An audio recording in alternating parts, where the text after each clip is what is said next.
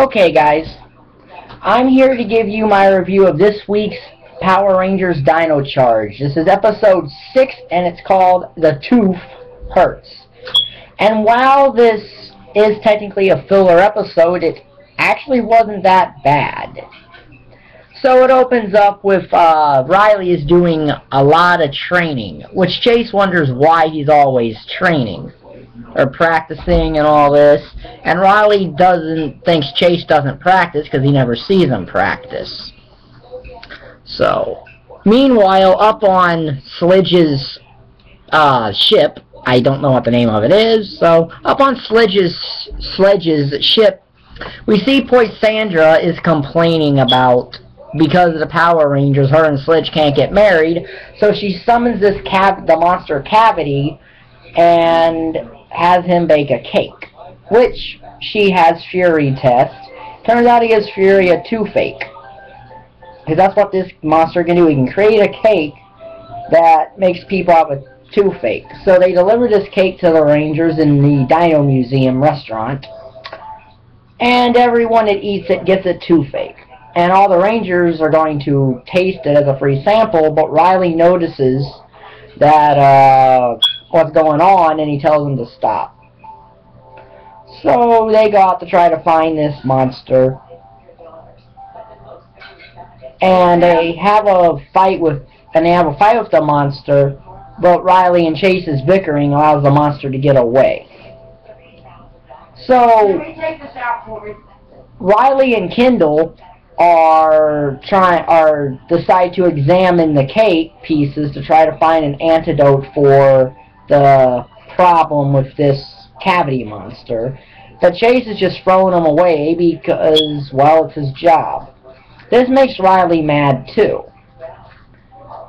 But Chase gives Riley this whole thing that just because we're doing things different, we are still doing the same thing. And Keeper gives Riley this advice too with tennis balls he uses. He throws one straight at the garbage can and then he ricochets one into a garbage can. And he says that two different paths can lead to the same direction. So it turns out that while skateboarding, Chase actually runs into the monster. And he calls the Rangers, and Riley overhears that, and he's actually surprised that Chase found this monster. And he's surprised Chase found the monster. So while Chase rangers up and goes after the monster, he figures that you have to destroy the Cavity monster's teeth, but when he tries it himself, it puts the Cavity monster's toothache affects Chase. So then Riley and the other Rangers show up. Chase tells them what to do, so Riley realizes that Chase does have his, different ways of doing things, but they're still effective. So Riley leads the morph, which is something I'm really liking about this, because whoever the episode is primarily about gets to lead the morph, and that way it's not just the Red Ranger's job. Sure, they're the Red Ranger's the leader of the team and all, but this is spreading the love with leading the morph.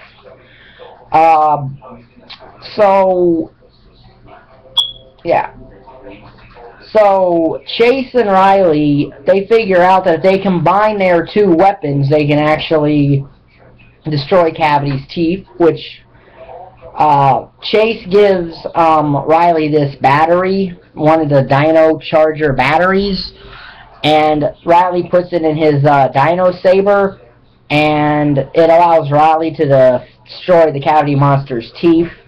And then to destroy the monster, Riley does the same. He gives Chase a battery to put in Chase's Dino Morpher, or whatever these things are called, they're little gun morpher things, and that destroys the monster.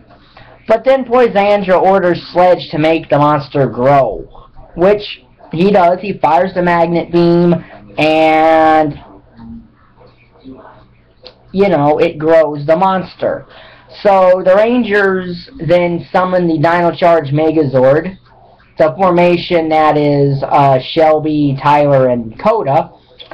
But Riley and Chase tell the Rangers to, if they get enough distance between the grown monster and the Megazord, that Chase and Riley can get into the Megazord, which the Rangers do.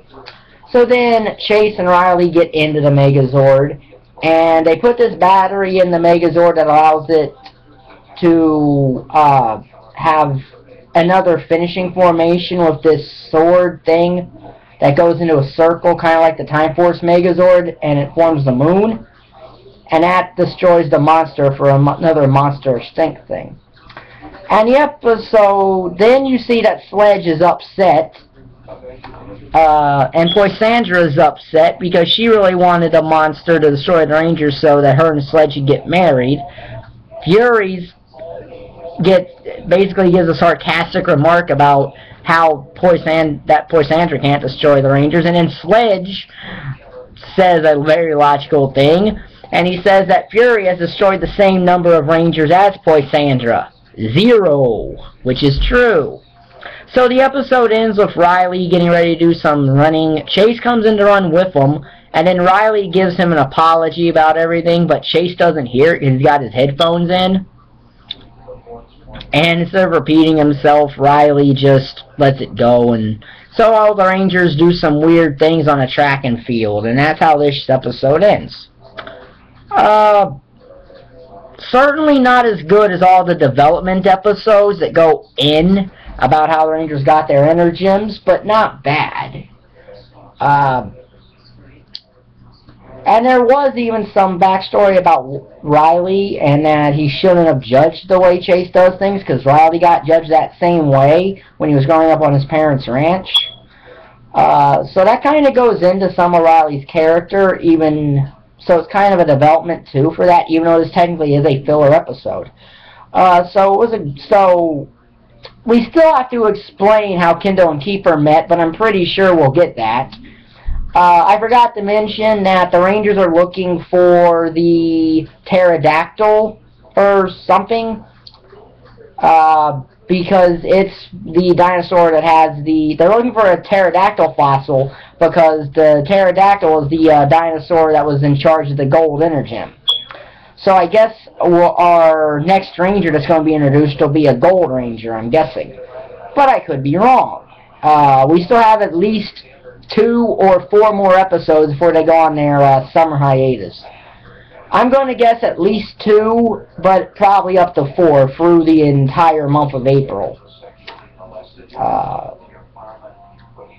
Or at least 4 to get us through March, and then 2 episodes in April, and then they'll go on their hiatus with 10, since this first half's only going to be 20 episodes. So, but yeah, this actually wasn't a bad episode at all. We're still hitting the mark. 6 really good episodes, although this one is probably weakest of the 6 in my opinion, but still a good episode by any stretch of the imagination. It's kind of good for me to actually be interested in looking forward to Power Rangers every week now because of this show.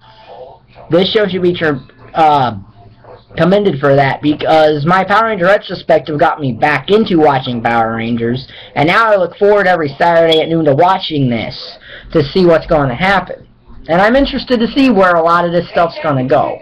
So, that's my review of episode 6 of Dino Charge. It'll be in the Dino Charge review series. If you like this video, like button is down there, comment button is down there, subscribe button is down there, and thank you for watching. Bye.